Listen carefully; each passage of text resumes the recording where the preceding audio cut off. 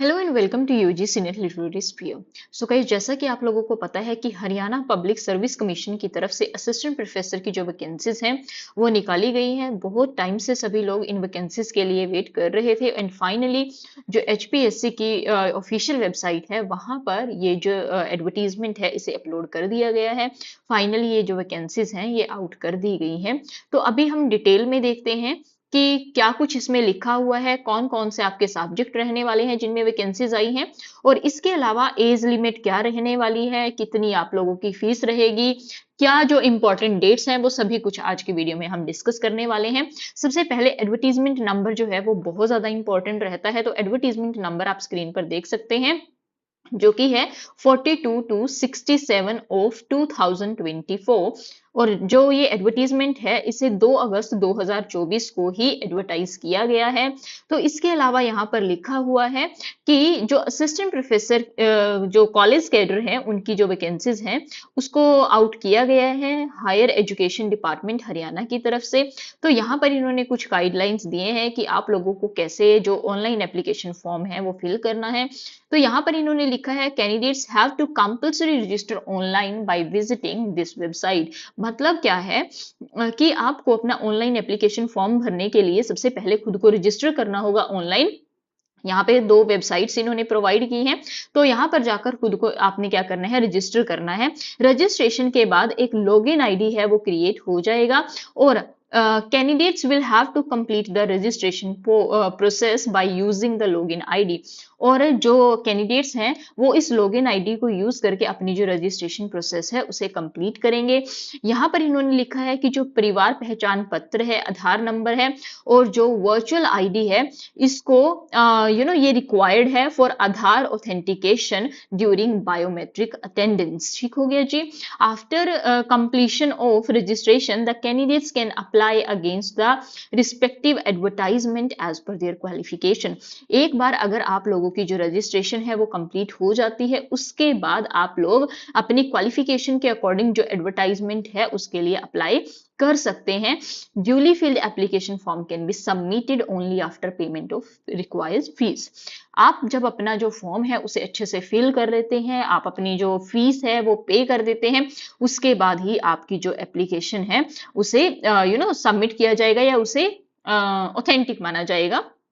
ये सभी चीजें इन्होंने बताई हैं। बेसिकली स्टेप बाय स्टेप आप लोगों को कैसे अप्लाई करना है। पहले आपने रजिस्ट्रेशन करनी है, आपने जो अपनी लॉगिन आईडी है वो जनरेट करनी है, परिवार पहचान पत्र हो गया, आधार नंबर हो गया, वर्चुअल आईडी होगी, इन सभी चीजों की जरूरत पड़ेगी। तो ये चीजें इन्होंने बताई हैं।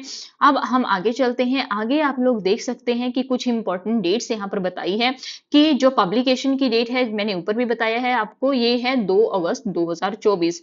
अब आप लोग कब से अप्लाई कर सकते हैं ऑनलाइन ये बताया गया है, मतलब कि opening date for submission of online application तो वो आपकी रहेगी 7 अगस्त 2024। ठीक है जी।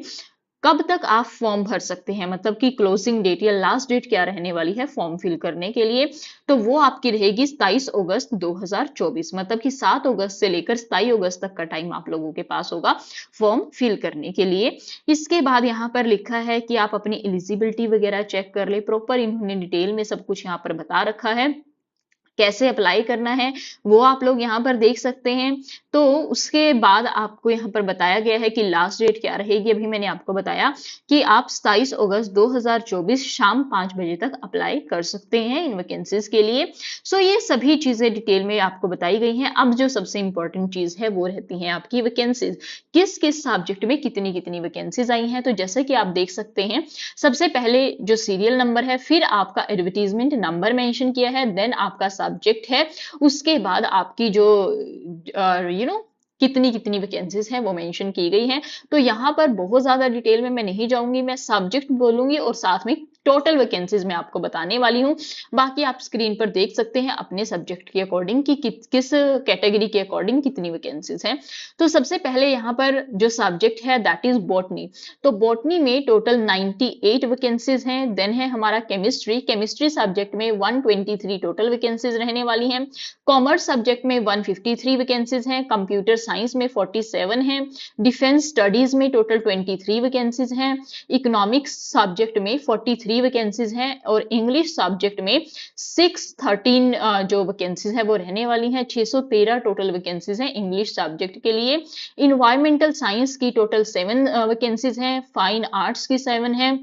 इसके बाद जियोग्राफी की 316 टोटल वैकेंसीज रहने वाली हैं। हिंदी सब्जेक्ट की 139 है, हिस्ट्री के लिए 123 है, होम साइंस की टोटल वैकेंसीज हैं 28। इसके बाद हमारा आ जाता है मास कम्युनिकेशन। सो मास कम्युनिकेशन में टोटल 8 वैकेंसीज हैं, मैथमेटिक्स की 163 वैकेंसीज हैं।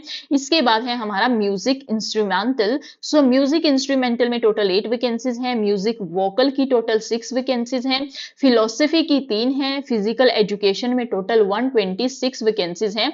इसके अलावा है हमारा फिजिक्स, तो फिजिक्स में टोटल 96 वैकेंसीज हैं, पॉलिटिकल साइंस की 81 वैकेंसीज हैं, साइकोलॉजी की 85 हैं, पंजाबी में 24 वैकेंसीज हैं, संस्कृत की आपको टोटल 12 वैकेंसीज देखने को मिलेंगी, टूरिज्म की सिर्फ एक पोस्ट दिखाई गई है, जूलॉजी की 91 टोटल वैकेंसीज हैं। और इसके अलावा अगर हम सभी वैकेंसीज को टोटल करें तो 2424 जो है वो टोटल वैकेंसीज रहेंगी आपकी। ओवरऑल वैकेंसीज मैंने आपको बताई है। तो जैसा भी मैंने आपको बताया था कि कैटेगरी वाइज भी आप लोगों के सामने दी गई है, तो काइंडली आप अपनी कैटेगरी जरूर देख लें कि कैटेगरी के अकॉर्डिंग आपकी कितनी वैकेंसीज रहेंगी।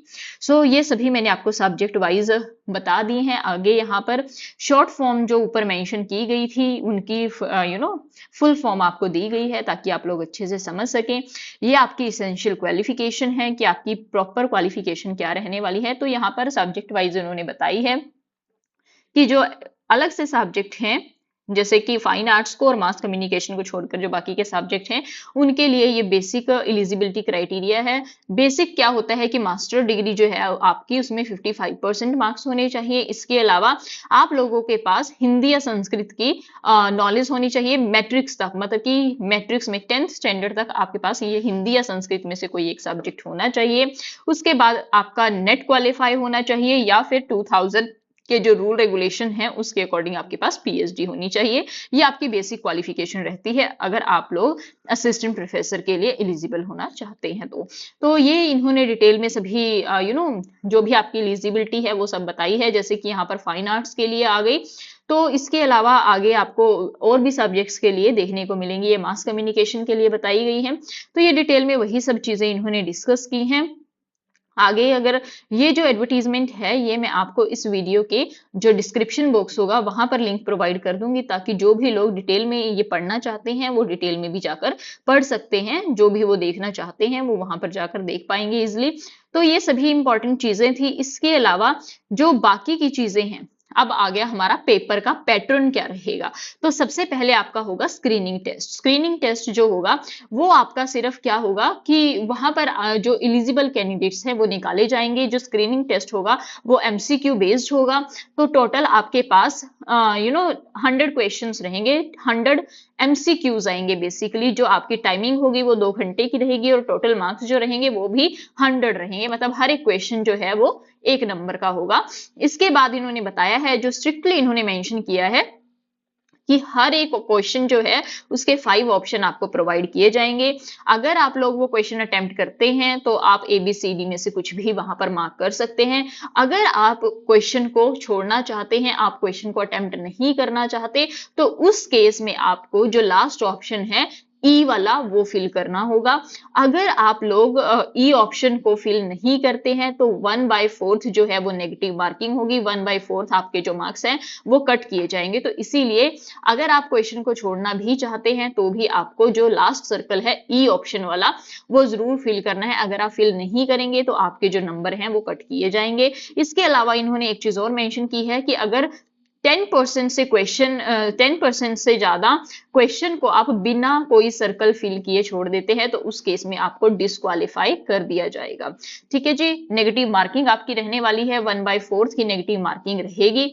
तो ये इन्होंने कुछ और चीजें बताई हैं कि जो इंग्लिश लैंग्वेज की ऐसे जो सब्जेक्ट्स हैं जिनमें जो सिर्फ इंग्लिश लैंग्वेज में आपको क्वेश्चन पेपर मिलेगा वो है botany, computer science, defence studies, environmental science, chemistry, home science, mathematics, physics and zoology.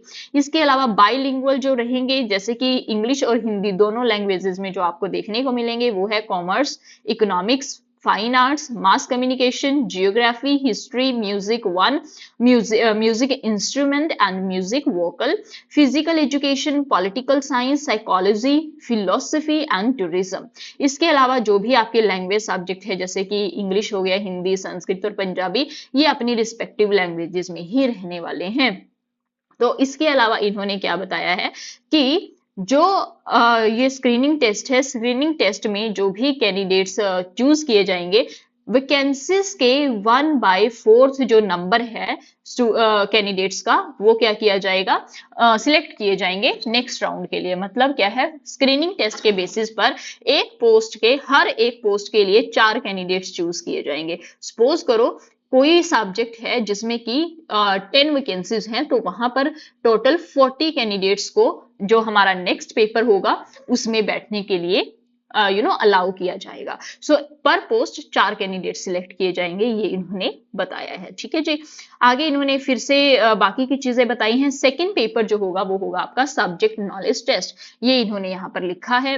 तो इसकी जो ड्यूरेशन होगी, टाइमिंग होगी, वो रहेगी आपकी 3 घंटे की। जो टोटल मार्क्स होंगे वो आपके रहेंगे 150। तो इन्होंने एक चीज और बताई है, फिर से वही है कि जो सिर्फ इंग्लिश लैंग्वेजेस में रहने वाले हैं वो सब्जेक्ट मेंशन किए हैं, बाइलिंगुअल रहने वाले हैं, और आगे ये सभी चीजें इन्होंने दोबारा मेंशन की है। तो ये इन्होंने बताया है कि the weightage of the subject knowledge test will be 87.5%। आपके जो पेपर होगा उसकी जो वेटेज रहेगी वो 87.5 रहेगी, और 12.5 जो वेटेज रहेगी वो आपकी इंटरव्यू की रहने वाली है।